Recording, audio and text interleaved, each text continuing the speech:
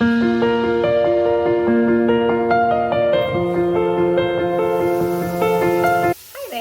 back to Plow and Pantry. Today I am making a soup because it is Souptember, and this is one of my favorite soups, is a kale and sausage soup.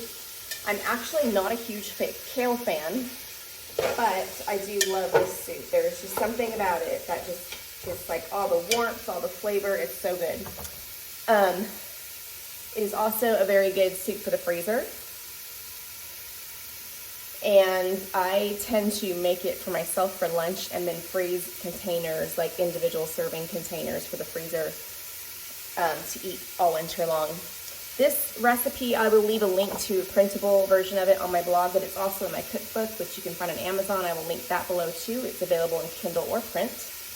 And that is the recipe we're making today. So I have right here brownie. I just put in some Italian sausage. You can alter this the way you like it. I have a pound of mild Italian sausage and half a pound of hot Italian sausage. I like just a little bit of spice, and it just adds a little dimension to it, but I don't like it burning my mouth, and I'm kind of a wimp with heat. So you can switch that up to any proportion you like and just do a pound and a half of sausage. While that is getting hot and brown, I need to grab some onions and potatoes. Okay, I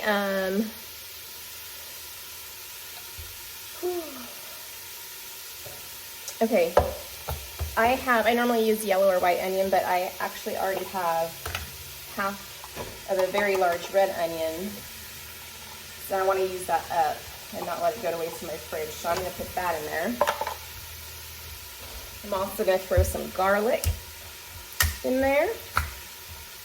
I'm using the convenient minced garlic from Costco today. Since my garlic crop got cut in half by neighbors' animals, I'm going to use all that for like long-term storage, food preservation. I'm just going to use this kind of stuff for my fresh garlic this year. Let's see, I need to grab a few other things. Okay, my kale in the garden's not producing yet, so I picked up this on sale at the store.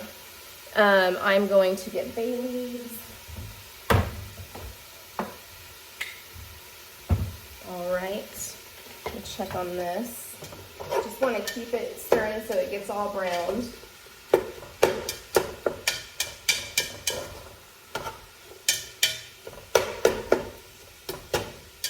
They're all broken up in there.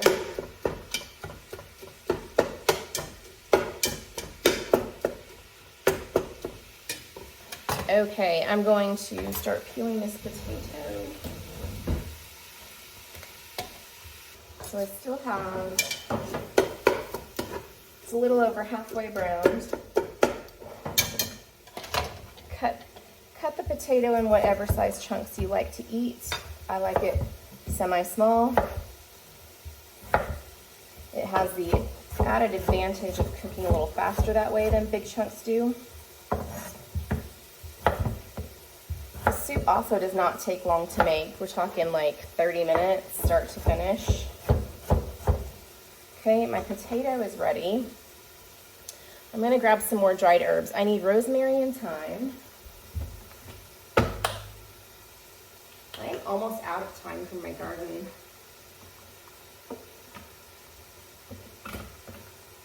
Thyme and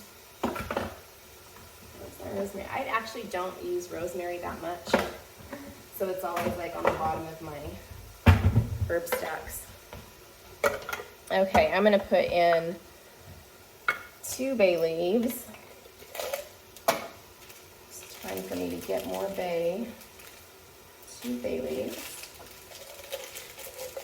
One of these days I might grow a bay laurel so I can just have those leaves.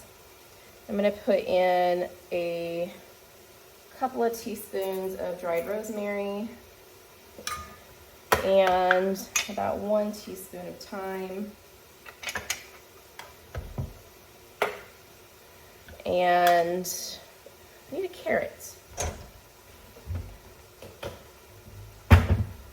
Okay, let's see. Chop our carrot here. I just chop the ends off and peel. These are organic carrots, but they're not my carrots, and so I peel them because even organic ones are treated with things. So if they're not out of my garden, I peel them.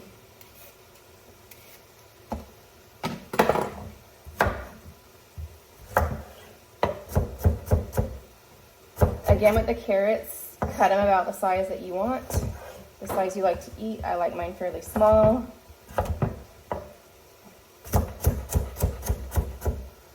Okay, I'm gonna mix these.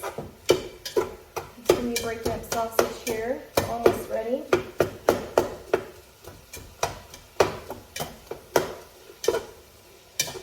Go ahead and start dumping in potatoes and carrots. This is like a chop and drop soup. As long as you don't add the liquid until your sausage is all the way brown, you can add the other things and that'll be fine. Okay, let's see. I want to also add tomato paste.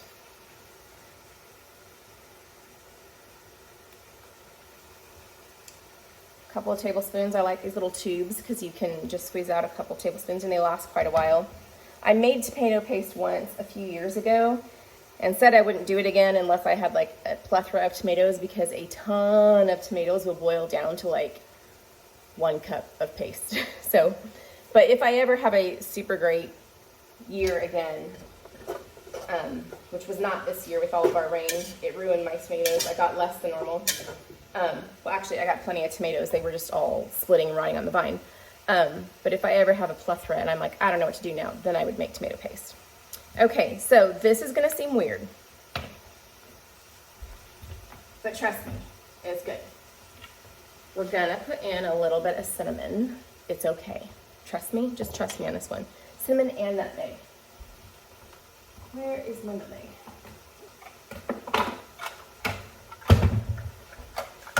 Okay, just a little bit, it's so good.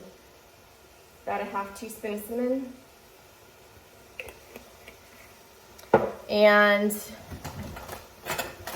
I would say I do like fresh grinds of nutmeg. I'll do a couple of them. I would say probably like a ¼ teaspoon. If you're doing the already ground nutmeg powder that you can buy at the store. Okay, this is almost ready for the broth.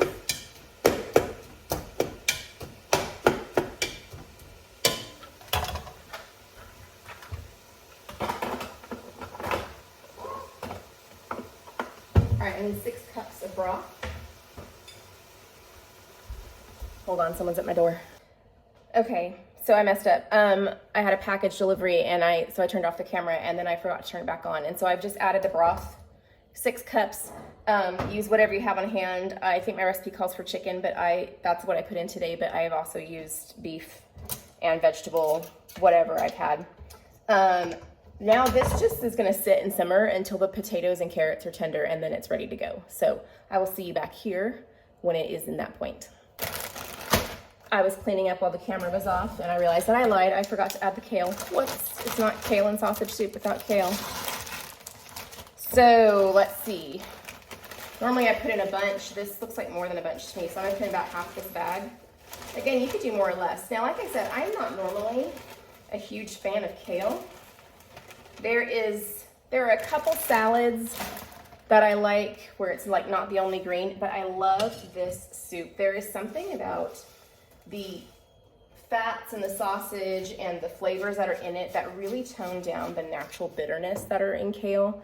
And so it becomes just a really good green, and because it's thick, it stands up to the cooking down and the wilting. Like if you did spinach, it would kind of just disappear, you know what I mean?